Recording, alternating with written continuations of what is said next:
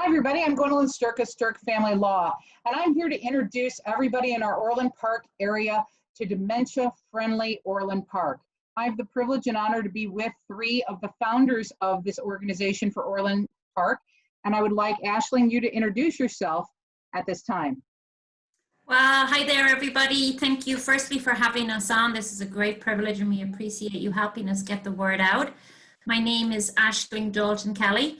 I'm the youngest of 10, and more especially I'm involved in this endeavor basically because my mother had dementia for 7 years and I didn't know a thing. So fast forward, I opened up my own company and now a certified nursing assistant school, and our whole team and speciality surrounds taking care of those that have a form of dementia. Chief Schofield, can you introduce yourself and your role at the task force? Hello, my name is Mike Schofield. I'm the fire chief here in Orland Park. It's been an honor to work on this dementia program. I've been on the fire department here in Orland Park over 40 years, and I've been a resident of Orland Park almost 50 years. And Betsy, can you introduce yourself and your role as well, please? Hi, I'm Betsy Dine. I am the Fire and Life Safety Education Coordinator. I've been in this position for about 7.5 years now. Aishling and I, about 4 years ago, decided to start a group in our area called Coffee and Conversation over here at the Fire District. And since then, we have been collaborating and working together. And after doing all of these talks, we have decided to come up with this dementia-friendly Orland Park with the chief and the governor and our state rep and Aishling.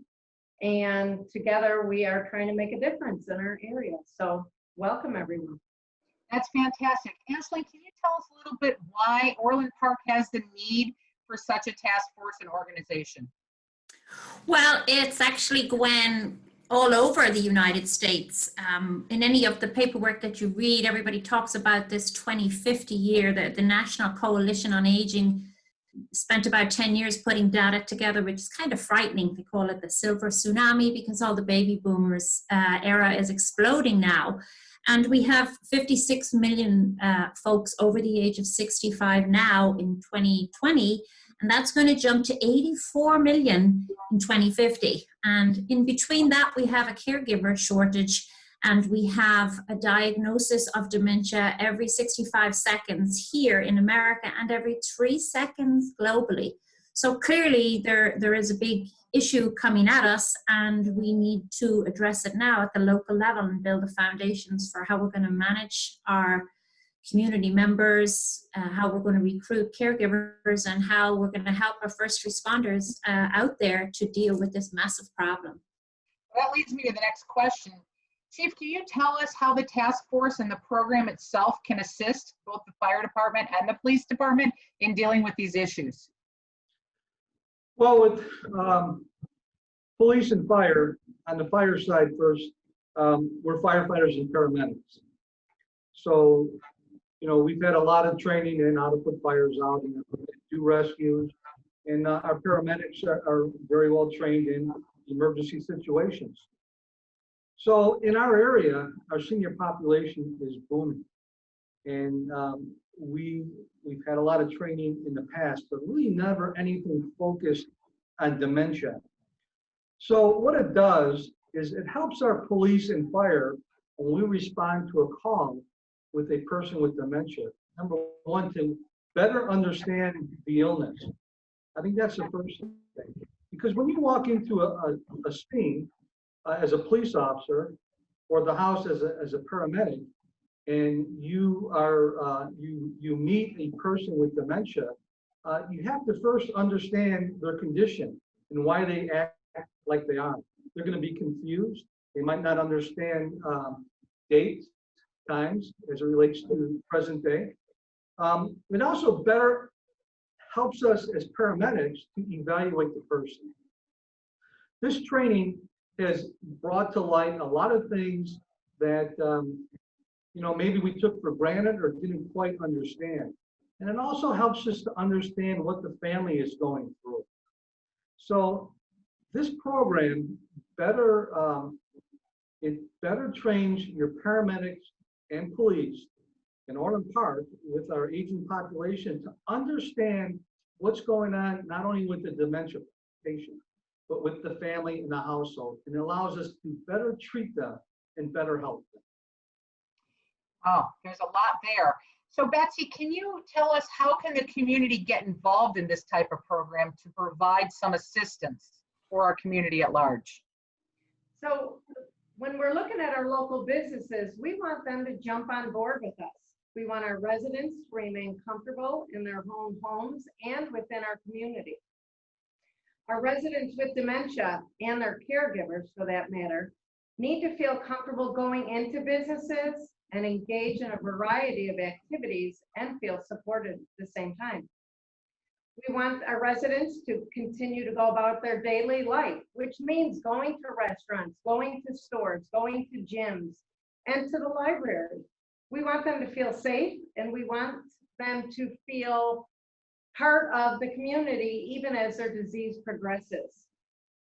We have training scheduled in phase 3 of our dementia-friendly Orland Park, where we will train all the business owners and their employees to help take care of these patients or people with dementia and their caretakers. So when they walk into these restaurants or the different businesses, the people that work there will better be able to work with these individuals that go in, the caretakers and the persons with dementia.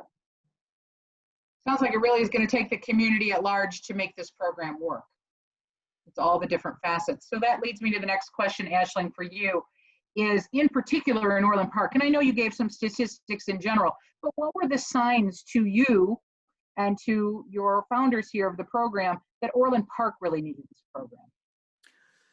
Well, in our conversations and coffee and what we saw at, at the grassroots level, in addition to speaking to Lieutenant Mark Duke, who has a lot of statistics over for the Orland Fire Protection District, then we took it a step further and we reached out to the surrounding neighborhoods, listening to what Mark had said that they struggle with. In other words, the resources, they don't have them. They don't know where to direct the family, or how do they help the person that has dementia when they don't know they have dementia, or they deny that they have dementia. And all of these pieces kind of trickled through all the villages, because we spoke to Homer Glen Fire District, we spoke to Lamont, we spoke to Tinley, Oak Lawn, and in looking at all of the numbers for invalid assist that all of those fire protection districts do on a yearly basis, on average across all of the 8 of them, there's about 50 to 100 more calls per year for each fire district to the assisted livings, the independent livings, the skilled nursing facilities, and to the home. And in essence, our paramedics and first responders are doing invalid assists when there really should be somebody in the home to help the families to begin with. So everything is exploding and everybody's looking for resources. So we all need to start kind of communicating together and figuring out, well, what are those resources going to be, and how are we going to work certainly at a community level, because it has to grow from our community out. Understood. So Chief, my question to you then would be, how should families communicate with the fire department, the police department, and all of the really first responders that maybe a loved one has issues with dementia and that maybe they want to put you on notice? Hey, if you get called out here, there's really a problem here. What should they do? So both Orland Park Police and the Orland Fire District have the ability to add notes to CAD addresses and names. So if we respond to an address, it'll automatically populate in all of our vehicles, our ambulance, our fire truck that's going there, and the police car, that there is a person there with dementia. This also helps out the police, because every once in a great while, we have a dementia patient walk off. So that means he leaves his house, he gets confused, he doesn't know where to go. The police will have that information right away. They'll know his name and address and be able to help the family once they're notified. But getting that information to Orland Park Police and Orland Park Fire is important because we can populate that in our database. So when we respond to that call, we know exactly what kind of call we're going on. If there's a dementia patient, we'll know his name or her name. We'll know the medical background. And I think it gives the family a little bit of peace knowing that when the fire department comes, they know there's a dementia patient there right away. And one of the most frustrating things, I think, for family members with dementia is when police and fire pull up to the scene trying to explain the patient's condition and why they're acting like that. And then the patient getting involved, who really doesn't understand what's going on, is extremely confused. So I would ask people with family members with dementia to notify the police and fire, give us the information, and we'll add it to our dispatch. That's great. You know, Betsy, it seems to me as we're having this conversation that whether you're a teenager, frankly, whether you're middle-aged, whether you're older and you have a concern about getting dementia, or your spouse, or maybe you're a child and you think your parent's going to do it, this really affects all of us, every member of Orland Park, whether it be our local residents or our businesses. Would you agree with that? And how can, if that's so, how can they become involved with this? I do agree with that. People can get involved in any age group. We're hoping to reach out to the high school students, those kids that are looking for careers in the future. We could talk about them having a career in social work or caregiving or becoming a certified nurse assistant. Having that background will help them help us get better at what we do. We can have them into the home. We can ask them to participate in group things that we will be having, group seminars and different trainings and education. We could have them come in and help us with those different things. And we want people in the area to become more dementia friendly. You could go to the Dementia Friendly America website, which is dfamerica.org, and you could become a dementia friend at any age. Any one of those people at any age can help in the community. I think that's so important. And then Betsy, as a follow-up to that, you know, you operate a local business, and I don't care if it's a restaurant, a service industry, whether it's a hairdressing place, you know, whatever it may be, we are all going to encounter this. This is what the statistics told us at the beginning of the conversation. So again, how can the businesses, or what should they be doing at this point in time when they're listening to the video saying, hey guys, you're right, we want to be part, we want to be on board with you? So as a dementia friendly business, we want them to jump on board with us. We want them to take part in our task force. We want them to be part of our training. We will go out and educate all the dementia friendly businesses. We will train them during phase 3.